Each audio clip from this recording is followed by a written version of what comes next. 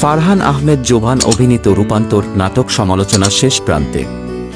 Transgender বিষয়ভিত্তিক নাটকটি পরিচালনা করেছেন রাফাত মজুমদার রিংকু। রূপান্তর নিয়ে বিভিন্ন মহলে আলোচনা সমালোচনার মধ্যে বিষয়টি নিয়ে সংবাদ মাধ্যমে কথা বলেছিলেন নাটকের নির্মাতা এবং অভিনেতা। মঙ্গলবার 16 এপ্রিল ইউটিউব চ্যানেল 51 মিডিয়া থেকে নাটকটি সরিয়ে ফেলার পর এ বিষয়ে কথা বলেছেন নির্মাতা রাফাত মজুমদার রিংকু।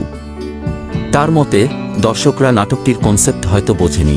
তিনি বলেন, বিষয়টি নিয়ে সামাজিক যোগাযোগ মাধ্যমে অনেক কিছুই দেখছি, আসলে বিষয়টি নিয়ে আমি কিছু মন্তব্য করতে চাচ্ছি না। এদিকে তুমুল সমালোচনার মুখে পড়েছেন অভিনেতা ফারহান আহমেদ জোভান ও অভিনেত্রী সামিরা খান মাহি।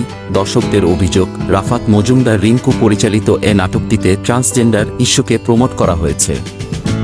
এ কারণে গত 3 দিন ধরে কেন্দ্রীয় চরিত্রে অভিনয় করা জোভানকে অনলাইনে তুলোধনা করছে নেটিজেনরা। এখানেই থেমে নেই। জোভান ও সামিরা খান মাহি দুজনের ফেসবুক পেজ গায়েব করে দেয়া হয়েছে। জোভানের 19 লাখের পেজ ও মাহির 24 লাখের পেজটি আর ফেসবুকে খুঁজে পাওয়া যাচ্ছে না। রূপান্তর নাটকটি ইউটিউবে প্রকাশের পর থেকেই শুরু হয় সমালোচনা। অসংখ্য পোস্ট ও লক্ষাধিক প্রতিক্রিয়া আসে নাটকটির বিরুদ্ধে। তীব্র সমালোচনায় পড়ে নাটকটি ইউটিউব থেকে সরিয়ে ফেলা হয়। জোভান বলেন, আমি বুঝতে পারছি না নাটকটি নিয়ে কেন এমন সমালোচনা করা হচ্ছে। নাটকটির ভিউ হয়েছিল 90,000, তাহলে বাকি মানুষ তো দেখেনি। আমার মনে হয় তারা না দেখেই সমালোচনা করছে।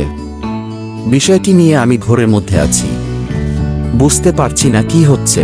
সমালোচনার মুখে জোভান সিদ্ধান্ত নিয়েছেন দর্শক পছন্দ করেন না এমন কোনো চরিত্রে অভিনয় করবেন না। বললেন, যেহেতু মানুষ পছন্দ করছে না সেহেতু এসব আর করা যাবে না। এরপর থেকে এগুলো আর করব না। নেটিজেনদের কিংবা নিজের অনুসারীদের উদ্দেশ্যে কোনো বার্তা আছে কি না জানতে চাইলে জোভান বলেন, আমি ভেবেছি এটা নিয়ে একটি বিবৃতি দেব। ওই বিবৃতির মাধ্যমে আমার কথাগুলো জানাব। জোভান ছাড়াও রূপান্তর নাটকে প্রধান নারী চরিত্রে অভিনয় করেছেন সামিরা খান মাহি। এতে আরও অভিনয় করেছেন সাবেরি আলম ও সমাপ্তি মাসুদ।